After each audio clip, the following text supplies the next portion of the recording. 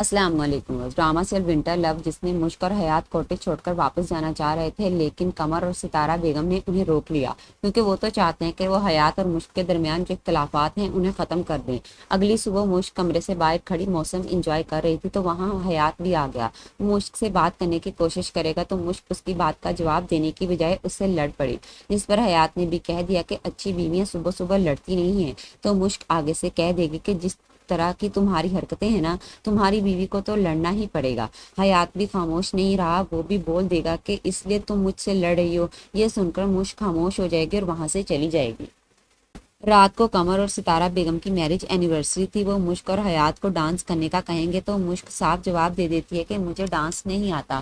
تو قمر صاحب بھی کہہ دیں گے کہ کوئی بات نہیں، جیسا بھی آتا ہے ہماری اینیورسری کی خوشی میں تھوڑا سا کر لو۔ مشک کو مجبوراً حیات کے ساتھ ڈانس کرنا ہی پڑے گا، لیکن وہ بیچ میں ہی ڈانس چھوڑ کر اپنے کمرے میں چلی جائے گی۔ حیات بھی اس کے پیچھے ہی چلا گیا۔ اس نے جا کر دیکھا تو مشک اپنے کمرے میں بیٹھی رو رہی تھی۔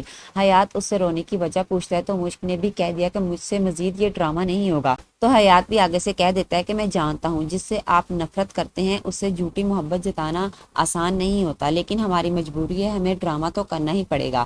شاید حیات کے کہنے پر مشک بھی مزید یہ ڈرامہ جاری رکھنے کے لیے راضی ہو جائے گی۔ ادھر دوسری جانب فاتر کے گھر والے تو چاہتے ہیں کہ جلد از جلد فاتر اور مشک کی شادی ہو جائے، اس لیے وہ مشک کے گھر جا کر اس کی بہن اور ماموں سے کہتے ہیں کہ شادی کے کارڈ چھپ چکے ہیں، اس لیے آپ لوگ مشک کو جلدی واپس بلا لیں۔ اب مشک کی بہن مشل مشک کو فون کر کے جلدی واپس آنے کا کہے گی اور کہے گی کہ کوشش کرو کل تک واپس آ جاؤ۔ ہو سکتا ہے کہ مشک آگے سے کہہ دے کہ میں ابھی اتنی جلدی واپس نہیں آ سکتی، لیکن آپ فکر مت کریں، میں شادی سے پہلے واپس آ جاؤں گی۔